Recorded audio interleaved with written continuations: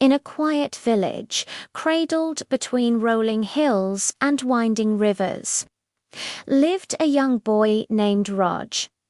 His world was small, but his dreams were as vast and colourful as the skies he loved to paint. More than anything, Raj loved to create. He'd spend hours each day sketching on scraps of paper, blending colours on old pieces of canvas, losing himself completely in a world of his own making. But passion alone wasn't enough. Despite his dedication, Raj's paintings lacked a certain spark of depth, an emotion, a skill that separates art from just an image. His lines were clumsy, and his colors often felt confused. The villagers admired his relentless spirit, but they rarely lingered on his art. Still, Raj dreamed. His dream wasn't about money or fame, but about creating something truly beautiful, something that could stir a feeling in someone's heart. One sunny afternoon, Raj overheard a traveller speaking in hushed, reverent tones about a renowned artist named Mr. Patel, who lived in a nearby town. His works were legendary, gracing galleries and touching souls far and wide. A spark of hope ignited within Raj. With trembling hands and a heart fluttering with a mix of fear and excitement, he gathered his best pieces, tucked them under his arm, and began the journey to meet the master he'd only heard about in whispers. When Raj arrived at the studio, he was met by a sense of profound calm. The walls were adorned with paintings that seemed to breathe, each one telling a story without a single word. Mr. Patel welcomed him in with a kind smile. As Raj nervously laid out his own humble creations, the master studied them in complete silence. The seconds stretched into what felt like an eternity. Finally, Mr. Patel looked up, his gaze gentle but honest. "Your work lacks technique," he said softly. "There's no life in these colors, no emotion in your strokes." Raj's heart sank. But then Mr. Patel continued, a smile gracing his lips. "But I see something else. I see devotion, and that, young man, is far rarer than talent. If you are truly willing to learn, I will teach you, but I warn you, it will not be easy." Raj's eyes, which had been downcast, shot up, shining with renewed hope. "I'm ready," he said, his voice firm and clear, without a hint of hesitation. From that day forward, Raj's life transformed. He became Mr. Patel's apprentice. His days began before the sun, sweeping the studio floors, mixing paints, and cleaning brushes until his hands were stained with every color of the rainbow. He spent countless hours copying the works of old masters, his fingers blistering and his eyes burning from the strain. He painted, and still he failed. Often, he submitted his work to galleries, only to be met with polite but firm rejections. Critics ignored him.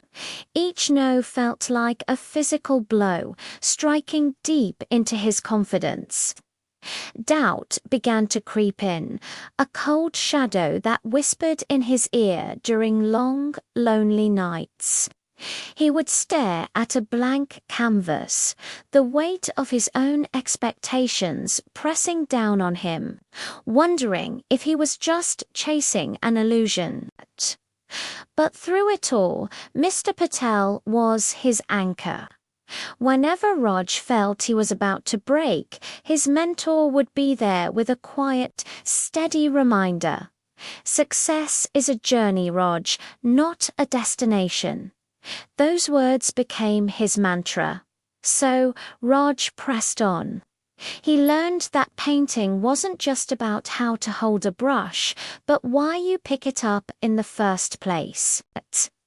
He poured his heartbreak into his brushstrokes, his joy into his colors, and his fears into the shadows. Slowly, almost imperceptibly at first, his art began to change. It began to breathe. It began to live. Years passed like seasons. Roger's work continued to evolve, not into some cold, calculated perfection, but into truth. His paintings were no longer mimicking others. They spoke with his own unique voice. They told stories of struggle, of resilience, and of the quiet, persistent flicker of hope that refuses to be extinguished.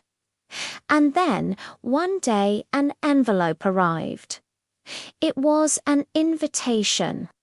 He had been selected to present his work at a prestigious art exhibition in the city.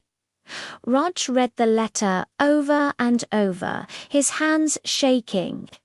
It felt surreal, like a dream he was afraid to wake up from.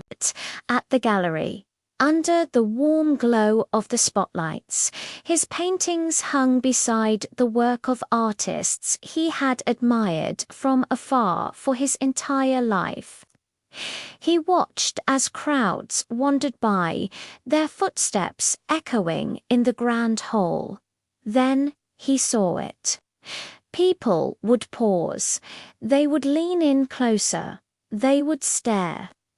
One piece in particular seemed to capture everyone's attention. It was a portrait of a young boy, painting all alone under the soft light of the lunar reflection of his own past. He saw people moved to tears, whispering to each other, their faces filled with emotion. Critics who had once ignored him now sang his praises. Collectors lined up, eager to own a piece of his story. His art sold, but in that moment of triumph, Rog didn't feel pride. He felt a deep, profound sense of peace. He knew this wasn't the end of his journey. It was just another brushstroke. News of his success spread like wildfire. Social media buzzed with his incredible story, the humble village boy who simply refused to give up. He became an inspiration. Young dreamers from all over reached out, their messages filled with hope. Parents showed their children his work, saying, look what's possible if you just don't stop trying. A year later, Rog returned to his village. He wasn't the same clumsy, hopeful boy who had left. He was an artist. He opened a small art school right in the very spot where he had once sat painting all alone. And above the door, for all to see, he placed a simple wooden sign with the words his mentor had gifted him so long ago. Success is a journey, not a destination. Roger's story is a powerful reminder for all of us. Failure is not the end. It's not a wall. It's a stepper, necessary and vital step on the path to becoming who we are meant to be. Talent might open the door, but it's perseverance, dedication, and heart that keep it open. He didn't become a great artist overnight. He struggled. He failed again and again. But with every fall, he learned, he grew, and most importantly, he never, ever stopped painting. Thank you so much for joining me on this journey today. If this story resonated with you, please consider liking this video and subscribing for more stories that inspire.